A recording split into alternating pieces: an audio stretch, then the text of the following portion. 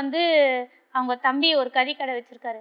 அவங்க தம்பிக்கிட்டே அவங்க சொந்த பந்தம்லாம் எனக்கு தெரியாது. இவர் தான் அறிமுகப்படுத்தினாரு. அண்ணன், இவரு என் தம்பி அப்படின்னு இவரு தான் அறிமுகப்படுத்தினாரு. எனக்கு யாருமே தெரியாது. அது சொல்லிட்டு போவாங்க. தம்பியும் நைட்ல இட்டுன்னு வந்து சாப்பிடுவாங்க. 2 பேரும் வருவாங்க. வீட்ல சாப்பிடுவாங்க, பண்ணுவாங்க, போவாங்க. அதுவே இவர் வச்சுட்டு அவங்க இருக்கும்போது தான் வருவாரு. அவங்க தம்பி இல்லாதபோது வரமாட்டாரு.